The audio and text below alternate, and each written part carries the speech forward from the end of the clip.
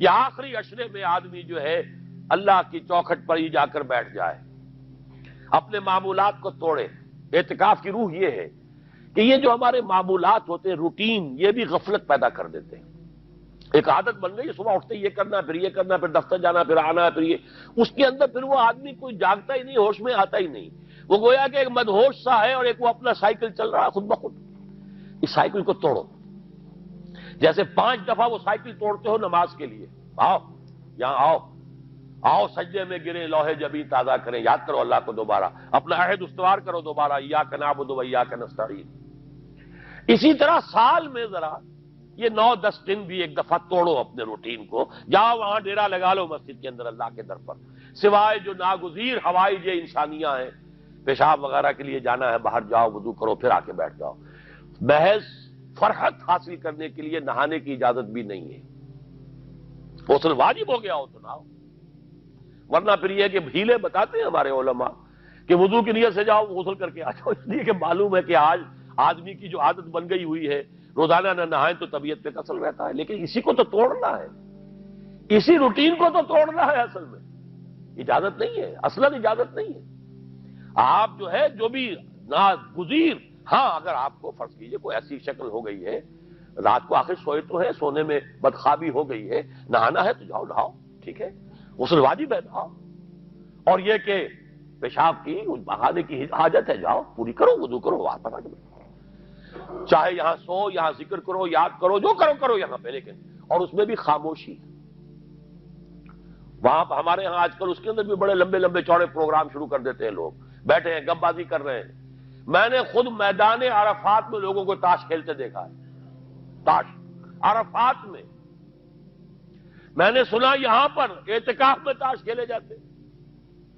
آپ بالکل نوجوان چھوکرے، فضیلت سنی اعتکاف کی، ویسے بھی گھر سے بھاگنے کو جی چاہتا ہی ہے، کچھ دنوں کے لیے نکلے اس گھر سے، مسجد میں آ کے بیٹھ گئے، وہاں پہ گپے بھی ہو رہی ہے، لطیفہ بازی بھی ہو رہی ہے، تاش بھی کھیلے جاتے،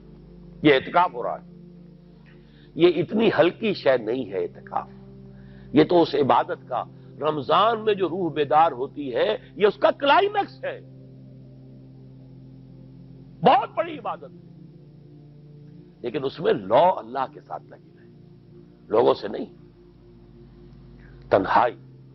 غور و فکر، یا قرآن پڑھو، ذکر کرو، نوافل پڑھو، یا سوچو بچ، جیسے حدیث میں آتا ہے وَأَن يَكُونَ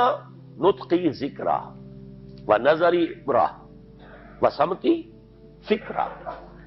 میرا دیکھنا ہو تو عبرت کا دیکھنا ہو کہ ہر شے سے میں سبق حاصل کروں، اور میں بات کروں تو اللہ کے ذکر پر مبنی ہو میری بات، اور میں خاموش رہوں، وَسَمْتِي فِكْرًا، غور و فکر، تفکر و اعتبار، جو حضور جا کر غار حرا میں کیا کرتے تھے وہ اعتکاف تھا حضور کا، مکی دور کا اعتکاف، تنہا بیٹھنا۔ اور یہ روایت مجھے بعد میں معلوم ہوا کہ یہ بنو ہاشم میں یہ روایت تھی، حضور کے دادا بھی جا کر وہاں پر غار حرا میں بیٹھا کرتے تھے، یہ ان کی ایک خاندانی روایت چلی آ رہی تھی، یہ جگہ تھی، اور وہ جگہ ایسی ہے عجیب سی، اب تو خیر بڑی بڑی عمارتیں حائل ہو گئی ہیں، ورنہ میں نے جب پہلا حج کیا تھا سن 62 میں، تو میں نے اس وقت جا کر دیکھا تھا واقعتاً سیدھا کعبہ نظر آتا ہے وہاں سے، اور کچھ درمیان میں نہیں، جیسے اس کو سلٹ لیمپ کہتے ہیں، وہ غار ہے ہی ایسی کہ سامنے ایک دراڑ سی بس کھلی ہوئی ہے، یہ اس کے اندر سے وہاں بیٹھ جائیے سیدھی نگاہ خانے کعبہ پڑ جاتی تھی، تو کعبے کا مراقبہ بھی کیا جا سکتا تھا وہاں بیٹھ کر، دیکھنا کعبے کو دیکھنا عبادت ہے، اور پھر اس یکسوئی کے ساتھ کوئی نہیں، کعبے میں ہے تو نہ معلوم کیا کچھ اور ہو رہا ہے، لیکن یہ کہ وہاں تو آپ بیٹھے ہوئے، وہ اعتکاف، یہی اعتکاف حضرت موسیٰ نے کیا تھا 40 دن کا، تب تورات ملی تھی، یہی 40 دن کا روزہ کیا رکھا تھا، یہ اگرچہ قرآن میں مذکور نہیں ہے، حضرت موسیٰ کا تو قرآن میں مذکور ہے، حضرت عیسیٰ کا انجیل میں مذکور ہے، 40 روز کا روزہ اور اعتکاف پہاڑوں میں کیا جاتا، تب انجیل ملی، یہی اعتکاف تھا جو حضور کر رہے تھے غار حرا میں، تب قرآن، اقرا بسم ربک الذی خلق، خلق الانسان من علق، یہ تو اس کا ایک عکس، اس کی ایک جھلک ہونی چاہیے۔ میں نے روح اعتکاف پر بھی ایک زمانے میں ایک تقریر کی تھی، میں نے دیکھا چھپی ہوئی تھی، اب پتہ نہیں کہیں اویلیبل ہے یا نہیں، ایک علیحدہ کتابچے کی شکل میں بھی تھی، ویسے عظمت سیام و قیام رمضان مبارک پر بھی میرا کتابچہ ہے، عظمت صوم، جس میں کہ پھر میں نے یہ انسان کے 2 وجود اس کے بارے میں بھی خاصی وضاحت کے ساتھ گفتگو کی ہے، وہ بھی میرا کتاب چاہے شاید باہر اس پہ ہوں گے۔ تو فرمایا جب تم اعتکاف میں ہو تو ان کے ساتھ مباشرت نہیں کر سکتے۔ تلک حدود اللہ ہے، یہ اللہ کی حدود ہیں، فلا تقربوہا، ان کے قریب مت جانا۔ قرآن مجید میں حدود اللہ کے لیے یا تو آتا ہے فلا تعتدوہا، یہ اعتداء کہتے ہیں کسی حد کو کراس کر جانا، تجاوز کرنا، اور جہاں زیادہ احتیاط کی بات ہے وہاں فلا تقربوہا، آخری حد کے قریب تک نہ چلے جانا، مبادا کہیں غلطی سے قدم جو ہے ادھر پڑ جائے۔ جیسے حضور نے حدیث کے اندر بیان فرمایا الا لکل ملک حمل، ہر بادشاہ کی ایک محفوظ چراگاہ ہوا کرتی تھی، اسی کے جانور اس میں چریں گے، کوئی رعیت میں سے کسی کی بھیڑ بکری، کسی کا کوئی جو ہے گھوڑا وہاں نہیں آ سکتا۔ اب اگر کسی کا گھوڑا یا کسی کی بھیڑ بکری چلی گئی، وہ مجرم ہو گیا، پکڑا جائے گا، گردن ماری جائے گی۔ تو حضور نے فرمایا کہ اللہ کی بھی ایک محفوظ چراگاہ ہے، اللہ کی حما کیا ہے؟ محارمہ، جو چیزیں اس نے تم پر حرام کر دی، ان کے قریب نہ جانا۔